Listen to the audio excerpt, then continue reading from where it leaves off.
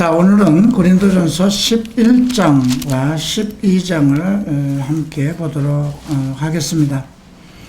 우리는 지난주 10장에서 바울이 얘기하는 네 가지, 우리가 꼭 알아야 될 바울 신학의 네 가지에 대해서 살펴봤습니다.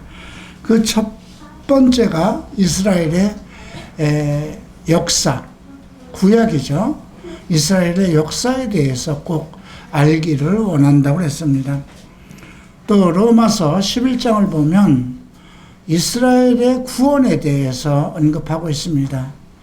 우리는 지금 이스라엘이 심판 중인 것으로 알고 있죠. 하나님에게 버림을 받아서 그들은 하나님의 또 저주 속에서 그렇게 형벌을 받고 있다, 이렇게 생각합니다. 그러나 하나님의 품성은 자기 백성을 버리지 아니하신다는 것이죠. 그렇기 때문에 이스라엘에 대한 건 하나님의 섭리 속에 있습니다. 그들이 그만한 그 책망을 받고 또 계속 하나님 안에서 징계를 받고 있는 것은 사랑을 하시기 때문입니다. 자기 자녀를 사랑하시기 때문이죠. 오늘 우리가 그래서 11장 31절 32 이 부분을 함께 읽어보겠습니다. 우리가 우리를 살폈으면 판단을 받지 아니하려니와 우리가 판단을 받는 것은 주께 징계를 받는 것이니 이는 우리로 세상과 함께 정죄함을 받지 않게 하려 하심이라.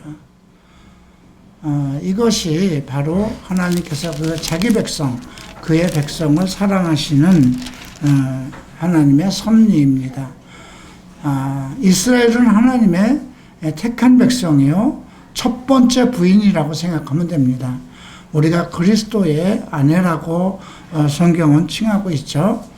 그래서 그들이 음행에 빠지고 또 하나님 말씀에서 벗어났을 때 그들은 징계를 받아서 하나님과 이혼을 한 상태이지만 호세아서를 보면 다시 음행한 내 아내를 데려오라, 이런 말씀과 함께 이스라엘은 다시 하나님 은혜 가운데 들어오게 됩니다.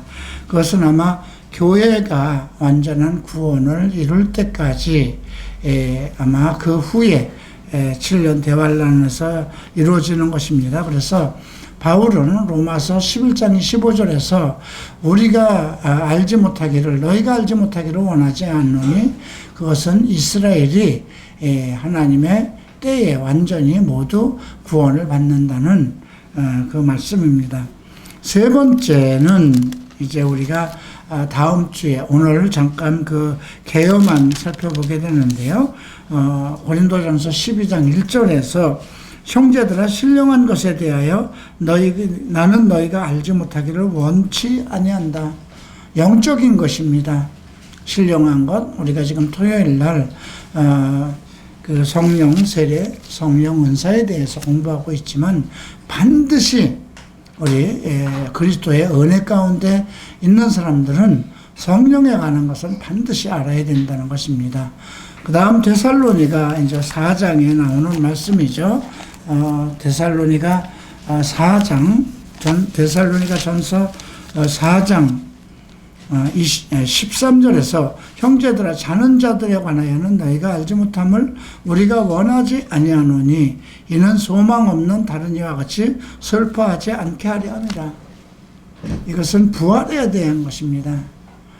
우리가 이렇게 열심히 의롭고 거룩한 삶을 살면서 세상으로부터 핍박받고 또 세상에서 누리고자 하는 그런 우리 육신적인 욕심, 욕정, 이런 것을 다 참고 끊어내고 살아가야 하는 목적이 무엇인가에 대한 말씀입니다.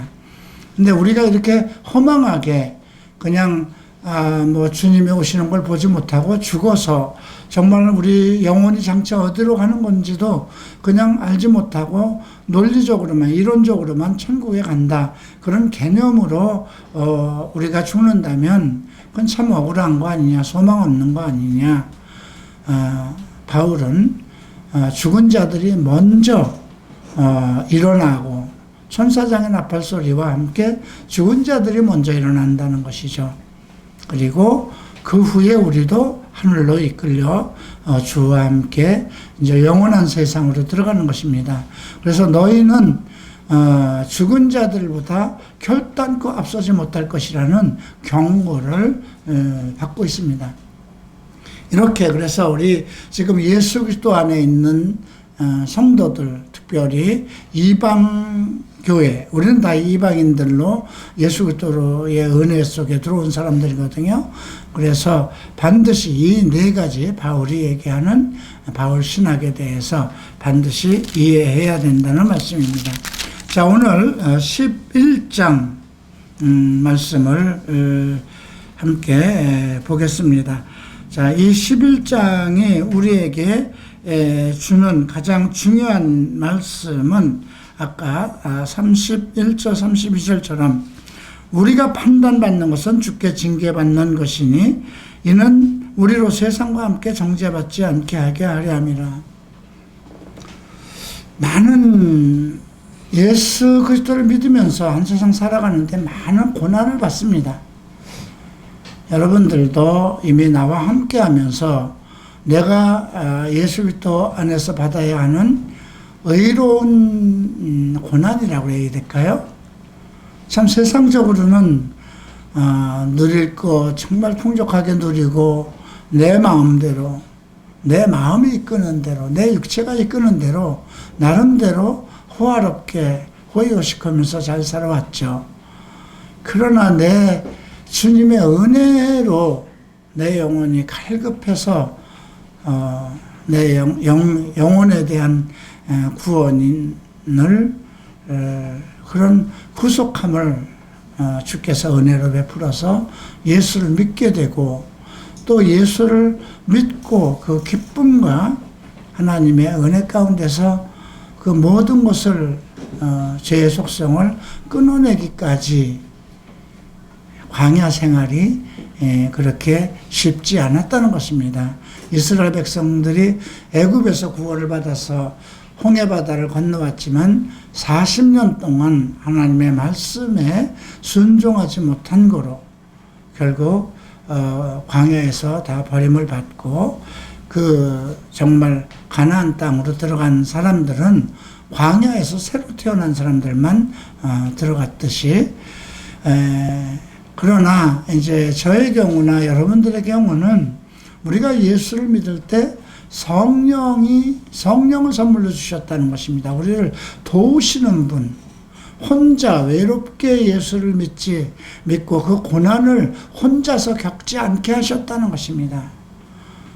누가 함께 한다는 것, 나를 지켜주실 사람이, 나를 도와줄 만한 사람이 옆에 있어서 평생 나를 누가 도와준다면 그것도 고마운 일인데 사람의 힘이 아닌 하나님의 능력과 권능, 하나님의 힘과 파워를 가지고 계신 그의 성령이 나를 도왔다는 것입니다.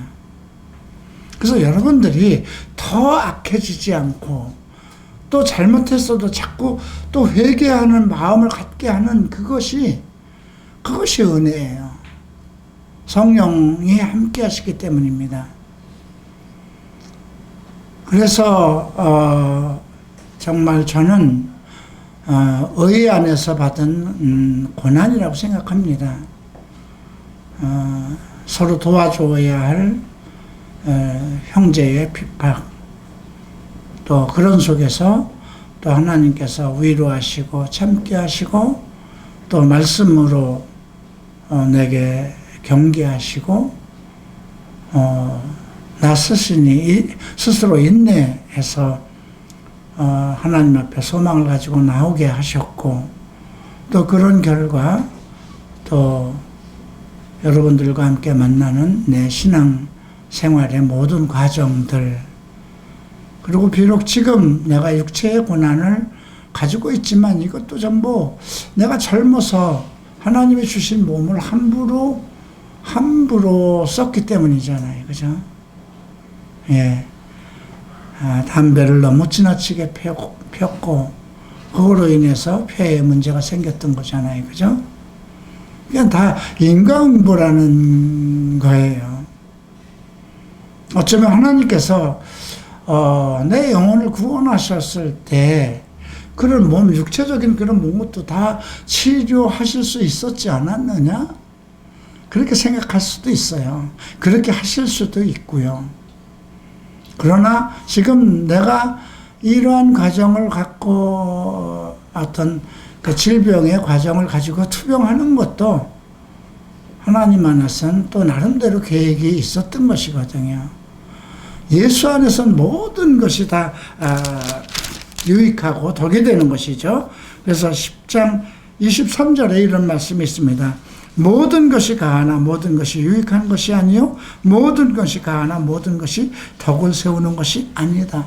이 말씀은 우리 크리스찬은 유익하고 덕이 되는 것, 그런 인생, 그런 삶을 살아야 된다는 것이죠. 이번에 히라노 이치 목사님 다녀가셨습니다. 76살에 정말 그 몸 한쪽 부분을 쓰지 못하는 장애 2급임에도 불구하고 그렇게 열정적으로 교회를 사랑하고 성도들을 사랑하고 하나님의 말씀을 전하고자 하는 그런 열정들. 여러분들이 과연 내가 76살이 됐을 때 몸에 어떤 고난을 받고 아파서 정말 움직일 수 없을 때 저렇게 움직일 수 있을까? 저렇게 활동할 수 있을까? 이런 것들이 모두 성령이 하시는 일이에요.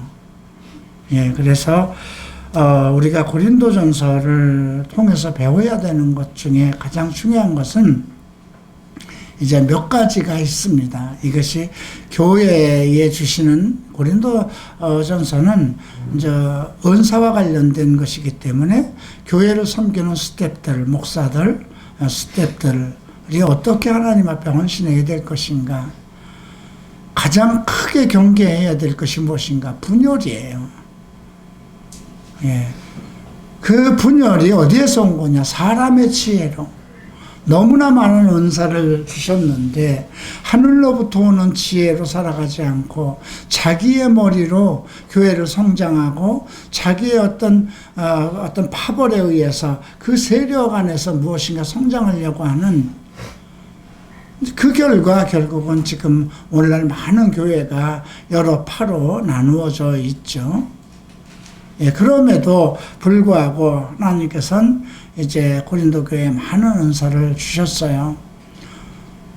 그래서 4장에서 이제 하나님의 일꾼들, 그리스도의 비밀을 맡은 자로 여길지어다 이렇게 말씀을 하면서 이제 그 비밀을 맡은 자들이 정말 신중히 해야 될 것이 무엇인가? 바로 5장에서 음행을 다루고 있습니다. 6장에서 불의한 죄, 동성애, 알코올 문제, 마약 문제, 지금 마약이라는 건 거기 안 들어갔지만 술 취한 자 속에 다 포함됐다고 생각합니다. 우상숭배, 돈을 사랑하고 명예를 사랑하는 거, 간음이라는, 여러분 예수 그리스도께서 말씀하신 간음의 기준에 생활을 한다면은요, 이게 정말 우리가 유태인이 아니기 때문에 조금 다행이다는 생각은 가지고 있지만, 아내를 버리는 자에 대한 것, 간음이라고 그랬어요. 또 그 아내가 그러니까 이혼한 아내가 다른 사람과 결혼하는 것도 간음이라고 그랬어요. 그런데 바울은 음행과 간음하는 자들, 동성애자들, 여자처럼 꾸미는 자들, 술 취하는 자들 천국 못 들어간다, 대못 박아놨어요. 여러분, 하나님 말씀이세요. 복음서에서 우리가 예수 그리스도를 영접하면 하나님의 안뜰이라는 자녀의 권세를 받아서 넉넉히 그 예수 그리스도의 이름에 의해서 우리가 천국에 들어간다는 것은 보장된 말씀이에요. 그러나 바울을 통해서 주신 말씀, 불의한 자는, 의롭게 된 자가 불의한 생활을 하면 그거는 있을 수 없는 거잖아요. 이미 죄 없다 하심을 받았어요. 예수를 모르던 때에 그 감당할 수 없는 인간으로서 짐승도 못한 엄청난 죄를 졌어요. 그죠? 짐승은 우상숭배 안 합니다. 그럼에도 불구하고 예수를 나의 구주로 삼은 것, 그거 하나 때문에 너는 의인이다. 100% 의인이다. 내 죄는 모두 사함을 받았다. 그래서 우리가 천국 들어가는 거거든요. 그럼에도 불구하고 이제 온전한 거룩하고 의로운 사람으로 살아가지 못하고 세상 사람들과 똑같은 죄에 연루된다면 너희는 천국 못 들어간다는 거예요. 그 사람은 불의한 자가 하나님 나라를 상속받지 못한다는 것입니다. 우리가 이 고린도 로마서부터 바울 서신 7개는 모두 그 문제를 다루고 있어요. 부활의 문제를 다루고 있고 제일 많이 다루는 게 그리스도의 은혜예요. 은혜 가운데 사는 건 너희가 정말 불의한 자로 돼 그리스도의 은혜로 의인이 되었도다는 것이 전제예요. 그리고 너희가 살아가는 동안에 필요한 모든 은혜 하나님이 동행하시기 때문에 성령이 너희와 너를 돕기 때문에 넉넉하게 거룩하고 이렇게 살아갈 수 있다는 걸 전제로 했어요. 그리고 모두가 만인 제사장이 되기 위해서 하나님께서 각 성도들에게 필요한 교회를 위해서 주신 은사가 있습니다. 그럼에도 불구하고 사리사욕과 욕정과 더러움에 빠져서 살아간다면 그 사람은 성령을 거역하는 것이고 성령을 소멸하는 자가 돼서 하나님 앞에 갈 수 없다는 것. 그것이 바울 서신 7개 안에 모두 들어가 있어요. 물론 나는 주님께서 부르기 전에 용서함을 받고 내가 회개를 해서 다시 들어갈 수 있다. 그건 소망이에요. 그죠? 그건 소망이에요. 그러나 만약에 하나님이 나의 어떤 그런 거듭되는 죄, 거듭되는 그 죄의 속성, 하나님의 엄청난 경고를 계속 듣고 만약에 여러분들이 교회에서 그런 말씀을 듣지 못했다면 그런 범죄를 하는 것이 이게 뭐 죄인가? 많은 사람들 다 그렇게 짓고 살아가는 하나의 삶의 과정이 아닌가 하고 그냥 일반 교회에서 그렇게 했다면 그 사람에게는 어떤 고난을 통해서 회개할 기회를 줬는지 모르겠어요. 그러나 여러분들 갈보리 채플에 온 사람들은 이게 대주제예요. 그죠? 우리가 천국에 들어가지 못하면 안 되는 거예요. 우리는 100% 거룩하고 100% 의로운 성도예요. 하나님의 성도, 예수 그리스도의 신부된 사람들이에요. 혼인잔치에 참여할 사람들이고 그 권세를 받은 사람들이에요.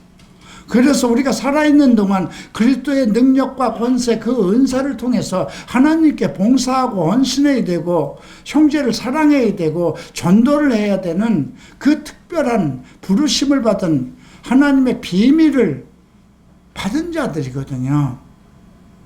그럼에도 불구하고 여러분들이 계속 한쪽 귀로 듣고 한쪽 귀로 흘려가면서 계속 범죄를 한다면 저는 하나님께서 그를 그냥 버리실 것 같아요. 고린도전서 5장에 음행하는 아비의 처벌과 통관한 그 사람을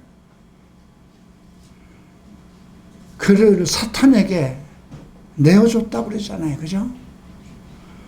그 사탄에게 내어주면서도 바울은 그의 육체는 멸하고 그의 영혼은 그리스도의 날에 구원을 받게 하기 위해서, 그게 그리스도의 예수 그리스도를 믿은 그 구원의 표거든요. 그런데 만약에 그가 살아있는 동안 그 육체로 멸했다면 어떻게 돼요? 멸했다는 게 무엇일까요?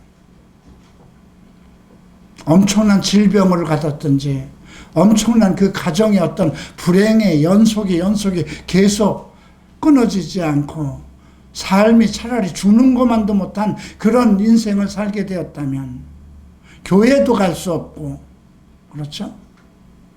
출교라는 거잖아요. 그죠?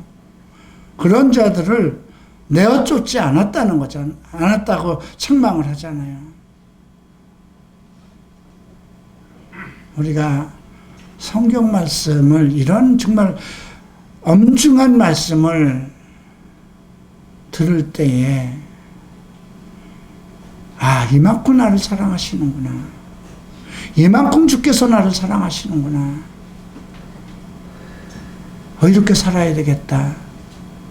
나는 힘들지만 성령의 도우심으로, 성령의 능력으로 나는 넉넉하게 주의 나라 들어가야 되겠다는 그런 결심으로 살아가야 됩니다. 자, 오늘 11장 1절에서 내가 그리스도를 본받는 자 같이 된 것 같이 너희는 나를 본받는 자가 되라 그럽니다. 자, 이건 바울이 어떻게 보면 이거 어떻게 예수를 본받는 자라고 그러지 않고 자기를 본받는 자가, 내가 그리스도를 본받은 것처럼 너희는 나를 본받는 자가 되라. 우리 모든 크리스천들이, 우리 모든 지도자들이, 우리 모든 가장들이, 예수 그리스도를 믿는 우리 그리스도 지도자들이, 우리 예수 그리스도를 믿는 가장들이 자기 자녀들에게 해야 할 말이에요. 그죠? 자신 있게. 너희가 모든 일의 나를 기억하고 또 내가 너희에게 전하여 준 대로 그 전통을 너희가 지킴으로 너희를 칭찬하노라. 먼저 모든 일의 나를 기억한다는 건 그 고린도 교회가 바울에 대한 모든 것을 알고 있다는 것이죠. 너희에게 전해준 그대로 그 전통, 여기서 얘기하는 건 구약의 전통을 얘기하는 게 아닙니다. 복음으로 말미암아 주께 받은 모든 복음의 그 믿음의 전통을 얘기하는 것입니다. 그래서 그 고린도 교회가 그걸 지켜왔어요. 그렇기 때문에 칭찬한다는 것이죠. 거기에서 더 나아가서 이제 나를 본받는 자가 되기를 바라는 거예요. 그들이 그렇게 열심히 안 했다는 것은 아닙니다. 그들이 바울의 가리키는 그 모든 것, 바울의 삶의 방법, 그 모든 것을 지켜보고 그들이 또 바울이 가르쳐준 믿음의 전통을 지켜왔다는 것입니다. 그리고 나서 그러나라는 접속사가 있죠. 그러나 나는 너희가 알기를 원하노니 각 남자의 머리는 그리스도요, 그리스도의 머리는 남자요, 그리스도의 머리는 하나님이라. 이건 뭡니까? 교회 질서를 얘기하는 거예요. 영적인 질서를 얘기하는 것입니다. 뭔가 이들 속에서 어떤 영적인 질서가 지금 붕괴될 찰나에 있든가, 그 영적인 질서가 지켜지지 않고 있는 그 부분을 언급하는 것입니다.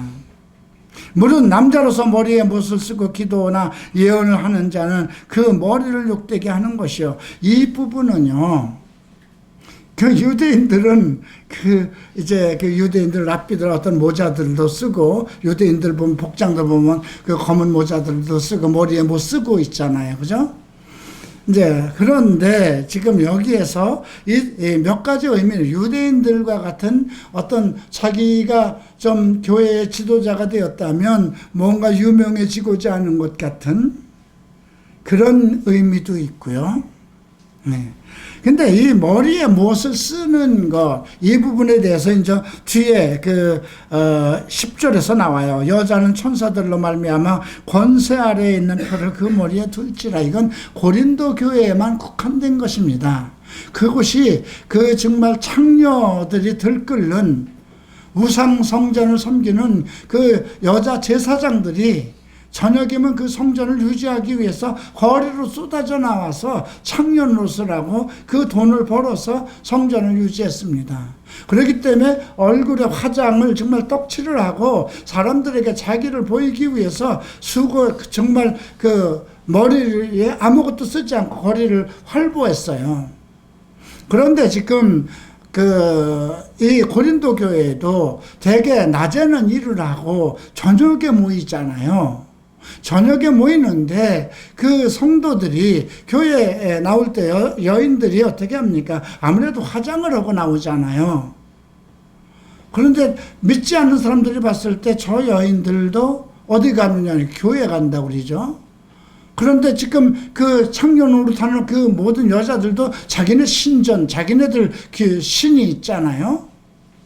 그러니까 그래도 하나님을 알지 못하는 다른 비그리스도인들이 생각하기는 그거나 똑같은 거구나 이렇게 생각하기 때문에 세상에 오해받지 않기 위해서 그 머리에 표를 두라고 얘기한 것입니다. 그 바울은 10장에서 이런 얘기를 했어요. 예. 28절에서 너희에게 이것을 제물이라고 말하거든 알게 한 자와 그 양심을 위하여 먹지 말라. 내가 말한 양심은 너희 것이 아니요 남의 것이니 어찌하여 내 자유가 남의 양심으로 말미암아 판단을 받으리요. 다른 사람들 양심에 오해를 받지 않게 하게 하라는 것이죠. 그런데 문제는 교회 안에서의 영적인 질서가 무너진 거예요. 그래서 이제 4절 5절에서 물은 남자로서 머리에 못을 쓰고 기도나 예언을 하는 자는 그 머리를 욕되게 하는 것이요 물은 여자로서 머리에 쓴 것을 벗고 기도나 예언을 하는 자는 그 머리를 욕되게 하는 것이니 이는 머리를 민 것과 다름이 없다. 이 말은 머리에다 무엇을 써야 할 사람은 써야 되고 남자는 쓰지 말아야 된다는 거죠. 남자들이 써야 된다는 것은 하나의 유태교의 어떤 랍비들이나 이런 것을 본받는 것이고 그래야 할 필요가 없는데 그쪽 전통을 지켜야 할 일이 없는 거잖아요. 여자들은 또 어떤 그 창녀들과 우리는 그들이 아니기 때문에 사람들에게 어떤 오해를 받지 말아야 되기 때문에 머리에 어떤 표를 하고 교회에 출석하는 것, 이것을 지금 언급한 겁니다. 만일 여자가 머리를 가리지 않거든 깎을 것이요 만일 깎거나 미는 것이 여자에게 부끄러움이 되거든 가릴지라. 그래서 이것이 이제 뭐 천주교에서 미사를 드릴 때 여인들이 이제 하얀 수건을 쓰죠. 과거 제가 다니던 초창기 때 순복음 교회도 이제 그 기도원이나 교회 가면 여전도사들이 전부 다 하얀 빵모자를 썼어요. 이것 때문에. 이 말씀을 온전히 이해하지 못하면 그렇게 된다는 거죠. 이거는 각 교회가 그 어떤 문화와 그 나라마다 가지고 있는 문화의 특성에 따라서 어떤 가져야 되는 교회의 한 규례를 언급한 겁니다. 자, 그리고 7절에서 남자는 하나님의 형상과 영광이니, 그럼 여자는 하나님의 형상과 모양이 아닌가요? 우리가 창세기 21장 26절 27절에서는 하나님께서 하나님의 형상대로 남자와 여자를 창조했다고 그랬어요. 근데 여기서 남자는 하나님의 형상과 영광이니 그 머리를 마땅히 가리지 아니하거니와 여자는 남자의 영광이니라. 예. 근데 이 말씀을 보면 그 다음 말씀, 남자가 여자에게서 난 것이 아니요 여자가 남자에게 났으며, 이 말은 무엇일까요? 원초적으로 하나님께서 누구를 먼저 창조했느냐 이거죠. 남자를 창조하고 그리고 여자를 창조한 거거든요. 예. 그러면 하나님의 형상과 모양대로 창조할 때 그러면 여자는 하나님의 형상이 아니냐? 아니에요. 그죠? 그런데 생각해 볼 게 있어요.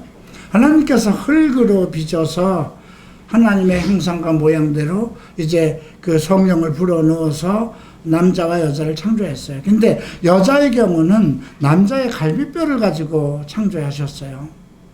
근데 이것은 지금 7절, 8절, 9절에서 얘기하는 것은 하나의 어떤 영적인 권위에 대해서 얘기를 하는 거예요. 그러니까 남자는 하나님의 형상과 모양이니 그 머리를 마땅히 가리지 아니하거니와 여자는 남자의 영광이고 남자가 여자에게서 난 것이 아니요 여자가 남자에게서 났으며 또 남자가 여자를 위하여 지음을 받지 아니하고 여자가 남자를 위하여 지음을 받은 것이다. 창세기 1장에 나오는 건 여자의 위치를 얘기하고 있고 남자의 위치를 얘기하고 있습니다. 하나님과의 관계성 속에서 누가 하나님 앞에 헌신을 해야 되고 하는 그 영적인 그 권위의 질서를 언급한 것입니다.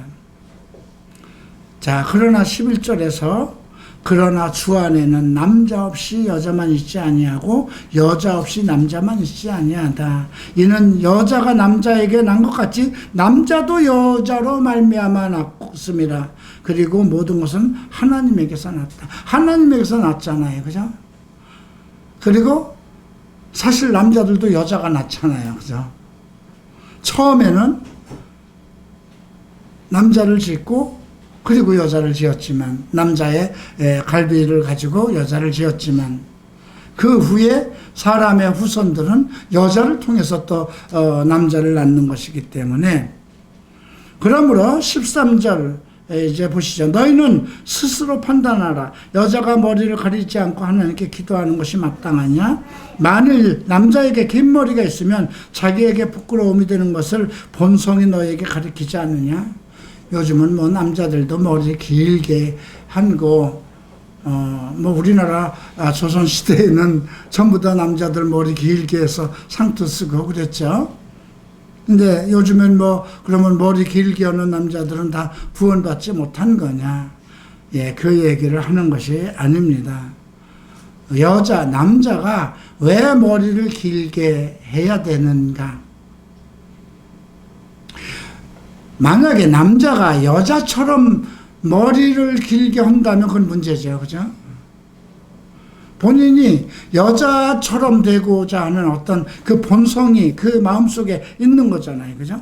그래서 본성 얘기를 합니다. 만일 남자에게 긴 머리가 있으면 자기에게 부끄러움이 되는 것을 본성이 너에게 가르치지 않냐. 우리 남자는 남자로서의 본성이 어떤 일을, 남자는 어떻게 살아가야 된다는 그 본성이 있어요. 그런데 그걸 어기고 여자처럼 긴 머리를 한다면 무언가 잘못된 거 아니냐, 이걸 지적하는 거죠. 만일 여자가 긴 머리가 있으면 자기에게 영광이 되는 것을, 긴 머리는 가리는 것을 대신하여 주셨기 때문이다. 긴 머리는 가리는 것 무엇일까요? 여자의 수치.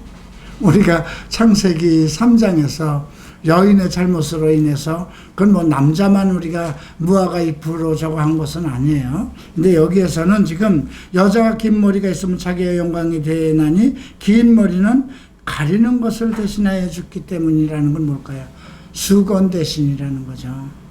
그러니까 긴 머리를 기르든가 수건을 대신하든가 이제 그런 부분. 근데 천사를 인하여 천사들로 말미암아 권세 아래에 있는 표를 그 머리에다 둘지니라. 요즘에는 이걸 어떻게 해석해야 될까요? 이건 고린도 교회의 특성인데 요즘에는 어떻게 될까요? 여자의 겸손입니다. 그죠? 뭐 자유함이다 그래가지고 그냥 그 허벅지가 다 보이는 팬티를 입고 나오는 거, 뭐 자유 아닙니까? 자유일 수 있어요. 그죠? 예. 뭐 자유하다고 그래서 찬양하는 사람이 궁뎅이가 다 찢어지고 다리 무릎이 다 허옇게 찢어지고 요즘 유행이라고 하는 그런 복장을 하고 나오는 거, 그게 뭐 문제가 있습니까? 복장이? 자기는 자유한데 다른 사람의 양심에는 안 좋을 수가 있어요. 내가 오늘 어느 형제가 자꾸 그 남방을 입으면 앞에 있는 걸 앞에만 집어넣고 입어요. 그래서 뭘 자랑하느라고 앞부분만 그렇게 허리 속으로 집어넣냐, 빼고 다니라. 그렇게 좋은 거면 우리에게도 나한테도 목사님 옷 그렇게 입지 마세요. 그렇게 그 배기 싫어요. 앞에 거는 조금만 좋고 뒤에 거는 궁둥이 가리기 위해서 그렇게 입으면 좋지 않겠어요? 다 그렇게 해야 되잖아요. 그게 다 좋은 거라면, 그죠? 네. 나는 보기 안 좋았기 때문에 말을 했어요. 근데 여러분들은 어땠을까요? 근데 그게 한두 사람이, 처음에는 한 사람만 하다가 요즘은 두세 사람이 하는 걸 봤기 때문에 내가 못하겠어요. 오늘부터는. 덕이 안 되잖아요. 그죠? 예. 우리가 가려야 할 때는 가려야 돼요. 지금도. 내가 가끔가다 그냥 더울 때 남방 하나만 이게 그 속에 런닝사스를 입고 또 못을 입으면 좀 더워요. 근데 요즘에 남방이라는 건 전부 다 하늘하고 요즘에 그 여름 티셔츠라는 건 전부 다 운동복과 같이 돼서 근데 그것만 입으면 어떻게 돼가요? 남자라도 젖꼭지가 보여요. 그죠? 근데 나 좋다고 그래서 그렇게 하면 좋겠습니까? 아니잖아요. 여인들도 마찬가지예요. 가려야 할 부분은 가려야 되는 거죠. 우리가 옛날 모습으로 뭐 돌아가고 이 교회는 율법적이다. 그게 아니라, 예, 남에게 보기 좋지 않은 거는 하지 않는 게 원칙이잖아요. 그죠? 근데 그런 것들도 지금 이 부분을 보면서 우리가 생각해야 할 부분이에요. 그럼 목사님, 뭐 내가 머리를 한쪽으로 여기만 조그맣게 내겨놓고 싹 대머리를 밀고 그 노란 그 부분을 빨간 걸로 만약에 염색을 했다면 그거 죄입니까? 죄 아니에요. 그죠? 여기 지금 죄의 문제를 다루는 게 아니에요. 우리 크리스찬으로서의 삶의 문제 속에서 남의 양심에 다른 사람에게 나는 괜찮고 나는 자유하다고 그래서 했는데 그것이 다른 사람의 양심에 꺼리게 된다면 다른 사람의 양심을 위해서 나는 하지 말아야 된다는 것을 지금 얘기하는 거거든요.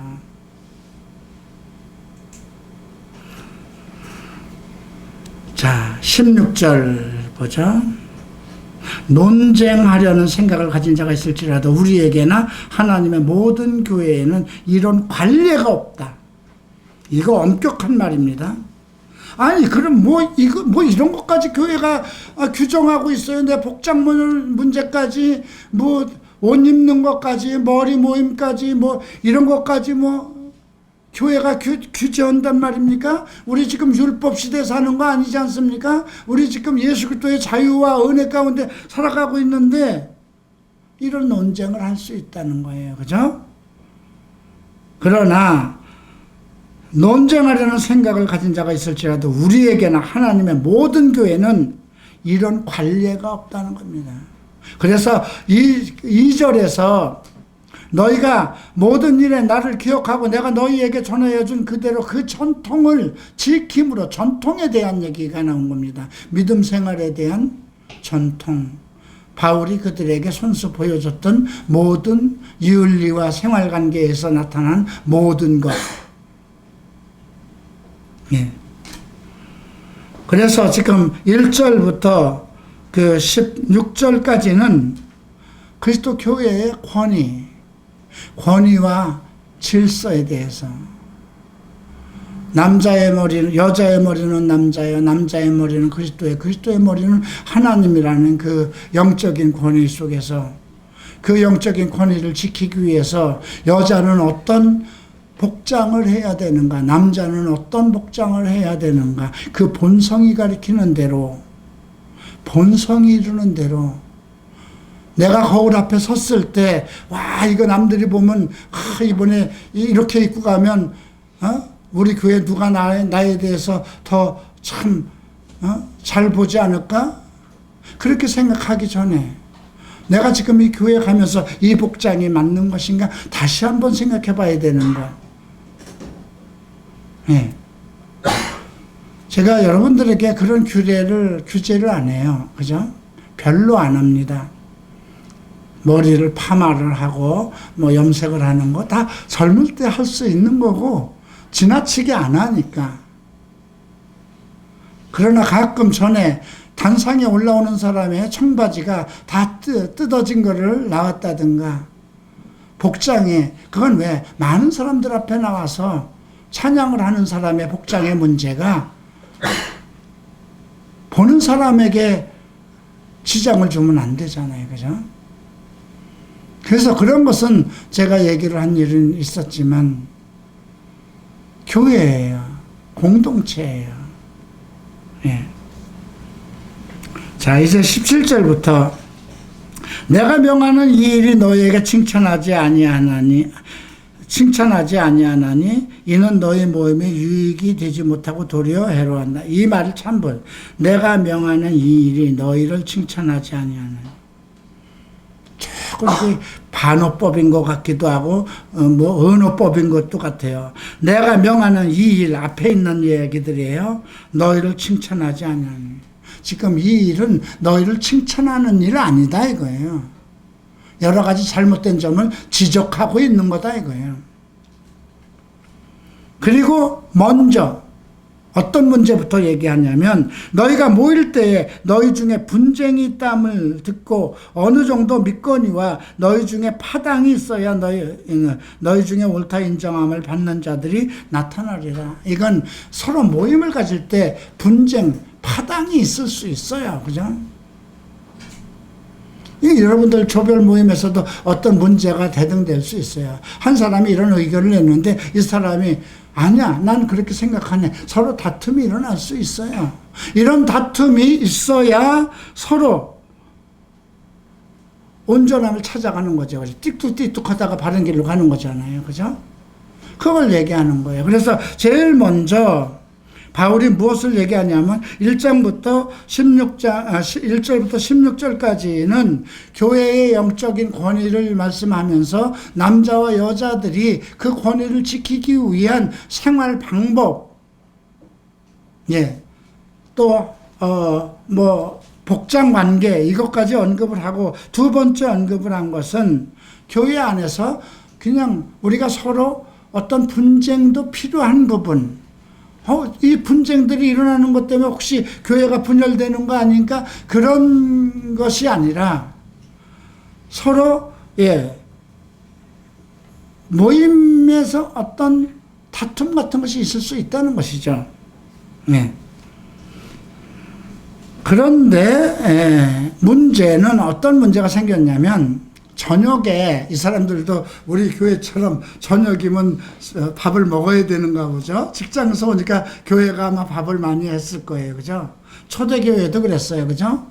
그래가지고 교회에서 문제가 생긴 거예요. 왜 헬라파 사람들만 그 식사 당번을 하고 유대인 과부들은 매일 뒤에서 먹기만 하느냐, 이런 문제가 초대교회에 우리가 6장에서 배웠잖아요. 근데 여기도 이제 저녁이면 사람들이 다 일 끝나고 모이잖아요, 교회로. 집에 가서 밥 먹고 오기가 바쁘잖아요. 그러니까 교회에서 먹는 거예요. 근데 주의 만찬을 너희가 함께 모여서 주의 만찬을 먹을 수가 없으니, 이 말은 뭐냐면 그 당시 그 초대교회에서는 저녁마다 먹는 것이 주의 만찬이라고 했어요.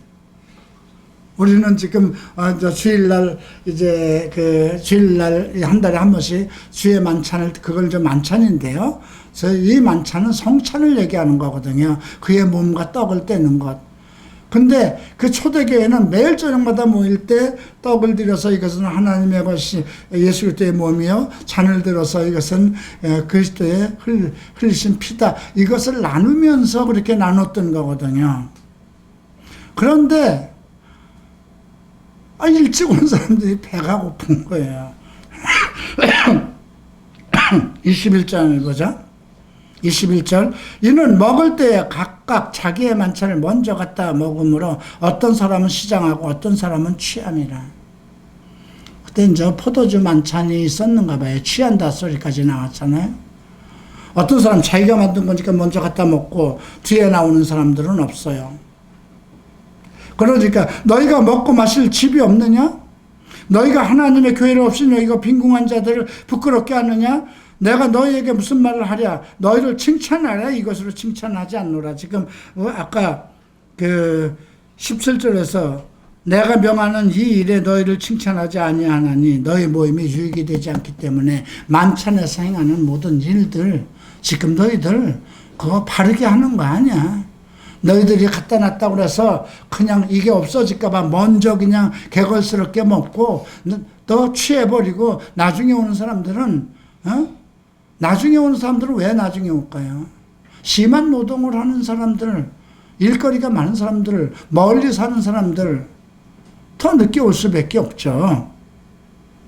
그래서 내가 너에게 무슨 말을 하랴? 칭찬을 하랴? 이것으로 칭찬하지 않는다. 너희들 그렇게 매일 저녁 와서 교회 와서 물론 예배 드리고 성찬 떼는 것에 대해서 이거 칭찬은 하지 않겠다 이거예요. 이런 쪽으로 이렇게 한다면. 내가 너에게 전한 것은 이러면서 성찬에 대한 것을 합니다. 이 말은 우리가 잘 깊이 살펴봐야 돼요. 여러분들이 우리가 한 달에 한 번씩 대하는 성찬이라도 우리가 지금 빵을 떼지 않고 또 우리가 포도주를 잔을 들어서 하지 않는 거라도 우리가 이 한 달에 한 번씩 첫 번째 주일날 행하는 성찬이 얼마나 거룩한 마음으로 드려야 될 것인지를 오늘 가르치고 있는 거예요. 내가 너희에게 전한 것은 주께 받은 것이니 곧 주 예수께서 잡히시던 밤에 떡을 가지사 축사하시고 떼어 이르시되 이것은 너희를 위하는 내 몸이니 이것을 행하여 나를 기념하라 하시고 식후에 또한 그와 같이 잔을 가지고 이르시되 이 잔은 내 피로 세운 새 언약이니 이것을 행하여 마실 때마다 나를 기념하라. 두 가지입니다. 이것은 너희를 위해서 깼던 내 몸이니 이것을 기념하라. 두 번째는 잔을 들어서 이것은 너희와 맺는 새 언약이니 이것을 기념하라. 기념이라는 거는요, 이 원어가 회상입니다. 처절하게 잊지 않고 회상하는 것. 너희가 이 떡을 먹으며 이 잔을 마실 때마다 주의 죽으심을 그가 오실 때까지 전하시는 것이다. 이것이 성찬의 목적입니다. 그러므로 누구든지 주의 떡이나 잔을 합당하지 않게 먹고 마시는 자는 주의 몸과 피에 대해서 죄를 짓는 것이니라. 사람이 자기를 살핀 후에야 이 떡을 먹고 이 잔을 마실지니. 자기를 살핀다는 건 뭘까요? 내가 이 거룩한 주의 잔 떡과 잔을 마실 수 있는 그리스도를 믿는 성도인가? 그러기 위해서는 어떻게 해야 될까요? 충분한 회개죠. 네. 이 떡을 먹고 마실지니 주의 몸을 분별하지 못하고 먹고 마시는 자가 자기의 죄를 먹고 마시는 것이라. 주의 몸을 대할 때 그분이 나를 위해서 내 죄를 위해서 십자가를 지셨고 이것은 내가 이 잔을 받아들임으로 인해서 내가 그리스도의 언약에 참여한 자요. 그리스도의 사람이고 그리스도가 나의 주인이 되는 그 약속, 새로운 약속, 나를 구원하신 표요. 그럼에도 불구하고 의례적으로 이거 뭐 한 달에 한 번씩 있는 거 내가 만약에 안 오면 주변 사람들이 내가 완전히 어떤 나쁜 죄를 지은 것 같이 여기기 때문에 그런 의식도 하고 그냥 의식처럼 받을 수도 있어요. 그러나 지금 바울은 주의 몸을 분별하지 못하고 먹고 마시는 자가 자기의 죄를 먹고 마시는 자가. 성찬을 대할 때는 어떻게 될까요? 저는 그 전날부터 준비해야 돼. 그 전전날부터